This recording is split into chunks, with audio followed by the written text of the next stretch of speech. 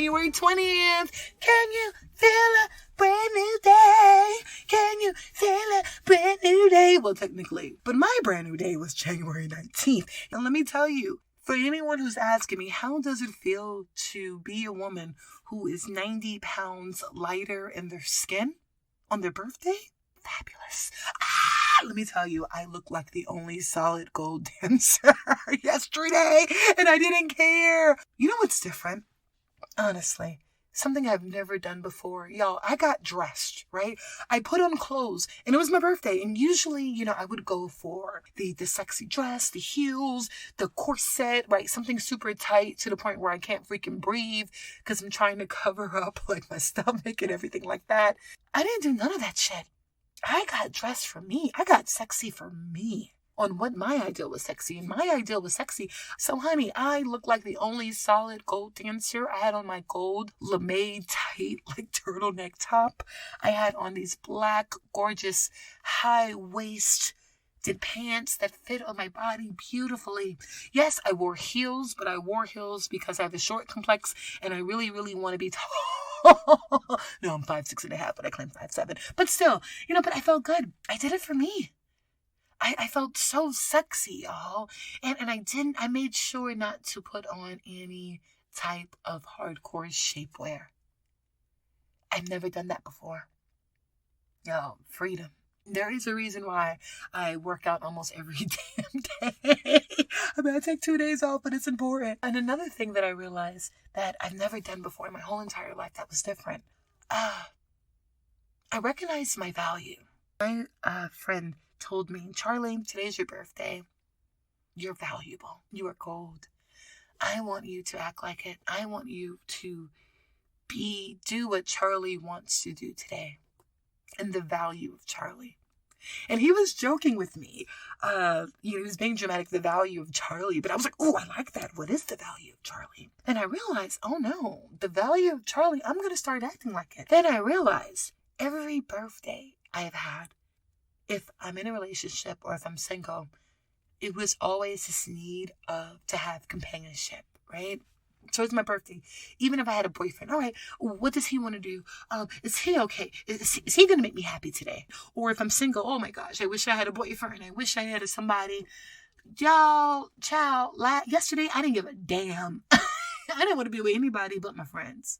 And it gets to the point where I don't know if guys are trying to court me or just sleep with me because they're not really doing a good job these days. But this guy was like, oh, I didn't know it was your birthday today. I was like, yeah, it's my birthday. He was like, oh, great.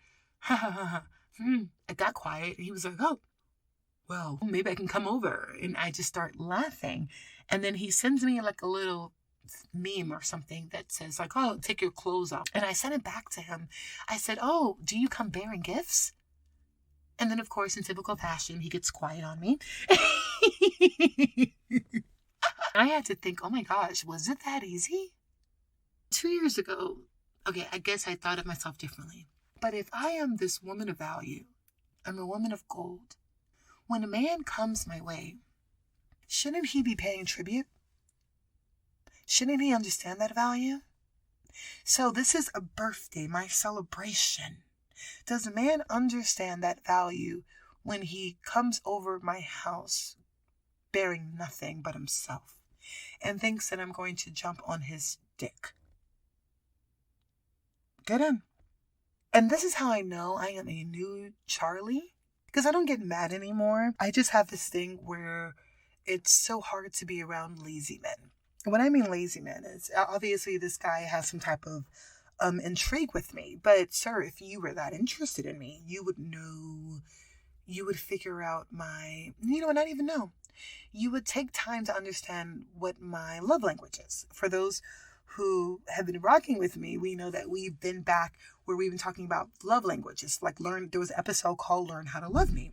And then I realized a lot of my relationships were funky and off because of course, we were speaking in different languages. I realized my language is in gifts and in service. Gifts and service. Ding, ding, ding. So on my birthday, would it be smart for a man to look for me to service him? Like, you're not understanding my value, so you're lazy. And I would think that maybe 2 years ago, I would have been in the mind state where I would have been like, oh, I just need some birthday cake. I want to get laid. I don't want to be alone. And now I'm like, okay, if I have no problem being alone if I'm going to be around lazy men. Time language. Or even have the audacity, like what I would respect more is for someone to call me and say happy birthday. Of course, I want a card and I want a gift or something like that. But it's this thing of, I can't believe 2 years ago, I required less from others and myself. And what I want you to understand, folks, when you start working on transformations, when you start working on yourself, on your life, you don't play that shit. Honestly, it's like I pity the fool if they think that they can come into my life. Honey, I work out 5 days a week. I get up, I meditate, I take sea moss, I drink 2 quarts of goddamn water almost every day. I speak to my water. I try my best not to eat meat because I don't like how it comes out of my vagina. But if I do, I'm steady with it. I talk about my trauma. I work on my trauma. If I am doing all of this work, what makes a man or a woman or whatever thinks that they can come in my life and just drop dick off? Sorry. I've had pretty good dick in my lifetime. Pretty good dick. And I'm going to be very honest with you. There is not that much good dick in the world that would make me compromise or change who I am now and where I'm going. I can't devalue myself. And I won't. So I did my birthday dressed in my solid gold outfit. I twisted, I turned, I went to the most fabulous restaurant with my friends. I danced. And when it came down for bearing gifts, I received gift cards, electric jump ropes, money, like over $200, different gifts. And not to brag about this, but it was interesting that here I am with my friends and I'm in a room full of men and they're straight, gay. I haven't slept with not one person in that room, but everyone understood my value and they communicated with me accordingly. And took the time to understand my language. So, why in the world would I waste that on Joe Schmo? I don't care if Joe Schmo has a doctorate, master's. I don't care if Joe Schmo is freaking Drake. If Drake, yes, Drake, I live for you, Drake, but you're intelligent enough. But no. But even Drake, I'm sorry. If Drake has not took the time to get some type of curiosity about Charlie and about love language, what's the point? There's no value to me. And I want to put that on you guys. Because this is going to lead us to our topic, y'all. Our episode title today is Name Yourself. Name yourself. What I mean by that is, when we start knowing who we are, you'll make better decisions. You'll have better people around you. You'll know the environments you're going in, and you'll know how to act accordingly because you know who you are. So let's all do an experiment with each other because, I love doing things together. This is all about inclusiveness. This is not a woman podcast show. This is not a man podcast show. This is not a trans podcast show. This is an all-inclusive podcast show because most likely I want to sleep with everybody. Okay, no, I'm playing. But, all right, no, let's all do an experiment together. All right. Has anyone called your name before? If you were in a crowd, and if you were to hear Sam, Charlie, Gary, Chris, Kelly, Samantha. If you were to hear that name, your name, in a crowd of 50, 100 people, would you turn back? You would. Even though I'm sure, of course, there's probably like 6 or 8 Kellys, right? 10 Christophers in the world. But you would probably turn back. You would probably turn back as you. If someone says, oh my gosh, Charlie, stop acting, you're not acting like yourself. I wouldn't know what that is because I know what Charlie acts like. Then maybe I would try my best to go into how Charlie should be. So, I'm going to give this to you. If somebody in a crowd was to scream out, millionaire, mother, there goes that professor, mogul, ball player, god, vixen, power woman, business mogul, would you turn around? You'll turn around in your name. Would you turn around if you were to hear those other names? And if not, we need to start naming ourselves. I was inspired by, of course, I love the show. I think everybody should watch it. So Lovecraft. It's on HBO. It's a sci-fi, African-American, Black, beautiful story. The messages are so strong and important. Like, these are sermons. These are sermons that we need. And it's coming through this form of art. But this thing with Lovecraft is there is this episode called I Am. It's my favorite episode. I have watched it like 7 or 8 times. I've cried tremendously. Like boo-hoo, nasty, like cried. Watching this episode. There's this woman called Hippolyta, and her husband died. She's alone. She has her child, but she's helpless. She finds herself, she's sad because she doesn't know what in the world's going on. She finds herself trapped in this weird white room. Mind you, Hippolyta is depressed. She has not eaten. She's gnawing at herself. She's crazy. She's trapped. And she's like, let me out. A being comes in the room and says, you are not a prisoner here. You can leave anytime. She doesn't understand that. So she's scratching and she's like moving things and she's breaking things and she's trying to fight the being. And the being is constantly telling her, you are not a prisoner. You could get out anytime. Name yourself. She gets so frustrated. She figures it out. She's like, you know what? I want to be a dancer.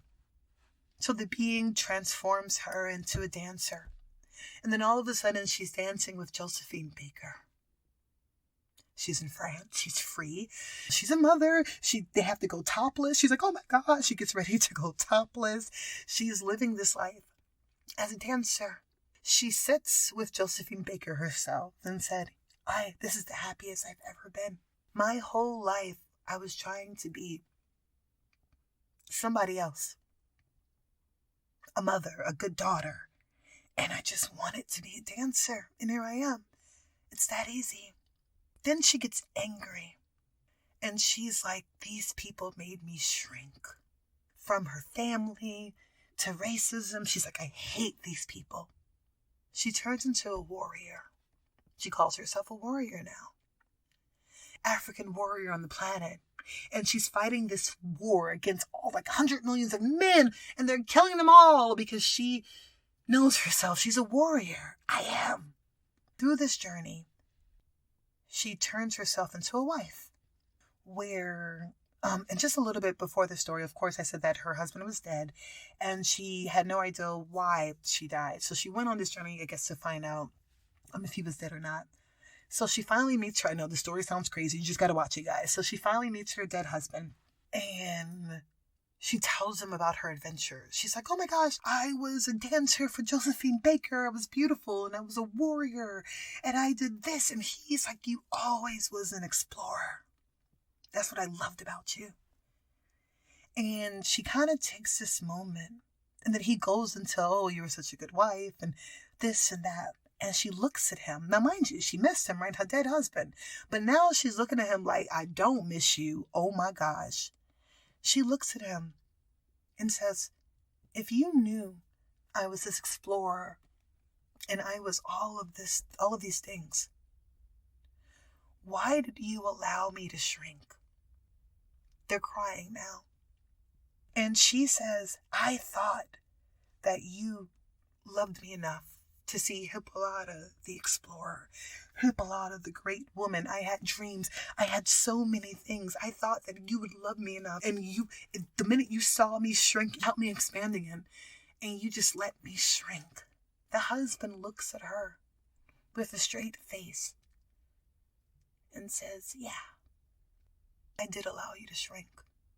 I was well aware you were gifted and talented, but I wanted a family. Yeah. I loved you, but you really didn't matter because I had my own agenda. That was important to me. And you fell into that. Thank you. She wasted all of those years and she allowed herself to shrink so small. And nobody was coming to save her. Nobody was coming to help her. Not even her husband, because why? He had his own agenda. So he was willing to let her shrink and let her drown. It's okay. Till his dying day, which it was. Also, he can have his own agenda. I cried. I cried my ass off, and let me tell you, it scared the hell out of me. And I thank God about 25,000 times that I was single at this time and I did not commit to anybody and anything because I was so happy I watched this goddamn episode. Oh shit. It scared me. It really scared me. Because it's this thing of, and I know we're talking about this idea of shrinking. And Hippolyta, she only got out of this dream and she finally started to expand when she named herself. She finally started to expand when she named herself. The husband disappeared. She got stronger. She went back into a world where she chose to be a mom. And her daughter was pissed off because she left for some time. And then her daughter basically was like, hey, you weren't here. And it was interesting. She did not apologize to her daughter. She told her daughter, I had to do what I had to do in order to come back to you stronger. I was no use to you small. Gag. And let me tell everybody out here, for the people who are struggling, who are working, and you're trying, you are no use to anyone small. You're not used to anyone small. You're not.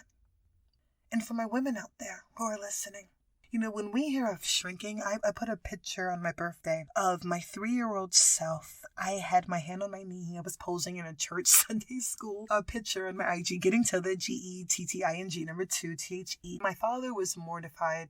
He was like, this girl has demons in her. I remember being screamed at. Like I was the worst little girl in the whole wide world because I posed for a Sunday school picture. Then I realized how many times where someone says, Charlie, close your legs. Well, not like that. Well, they're like, Charlie, don't say that. Or don't be too loud, or you're too loud, or you're this, or, change your hair. And it's shrinking because why? You're always adjusting, right? You're adjusting. You're adjusting to get this person to like you. You're adjusting to be this. You're adjusting to be everybody else's character in their movie and their show, but yours. Who the hell are you going to adjust to? Name yourself. If someone was to call you explorer, there goes that explorer. What does that look like for my people who dream of traveling? Do you want someone to call you media maven, media queen? What is that? How does a media queen respond? What does she do? Name yourself. I chose to be an alchemist. I love the word alchemy. What is the one name that I can relate to, that I am, that I can be, that I can strive for every single day? And when I learned about alchemy is any magical power or process of transmuting a common substance, usually of little value, into a substance of great value. I'm sorry, I am committed. I don't give a damn if the neighbor to Joe Schmo, anyone, if you come across me, it is my job to enhance, make you better. Anything that I touch, will, or bring, I want to have that magic ability to transform it in the way it should be fit. So I say, what are you? So if I am an alchemist, that means that, I gotta stay positive as fuck, right? I have to stay on my toes. I have to make sure that I'm in a bright space where I'm feeling expanded and huge so I can help. If I'm shrinking, I can't help you because my powers are too small to even get to you. So I want to encourage you to name yourself. Because when we know who we are, we're clearer on our goals. We are clearer on how others should treat us. We treat others a certain way because now we are in our names. It's so important. But it's just the ability to name yourself in your power. And understand, folks, you are not a prisoner.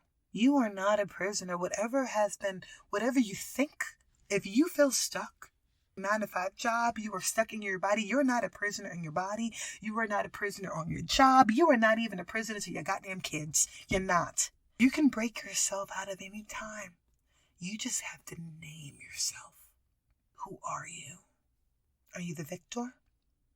Are you the success? Are you the teacher? Are you the master? Go get her. I really do believe it's that easy. And I want to encourage you. And if we can do one last thing, small thing together, I have some homework for all of us. Really think about that person in the crowd. Really think about that person in the crowd. What name do you want to hear? Write it down. And then tell me. Write it down and then tell me. Like, put it in my IG, put it in my comments. But write it down. Hold on to it. Look at it. The next day, be in that name. Act as if. Because I know that everybody has been talking about the we. And yes, I'm always into the we. But let me tell you something. The I, you need to know the I before you can go to the collective and help the we. So get to the I, right? And that's how you get to your all right, y'all. I love you guys, truly. I really enjoyed my birthday. Who I am, hell, podcast host, businesswoman. Oh, you know what? Don't even put the media behind it. I just want mogul. What's good? I like it. Ooh, I like it.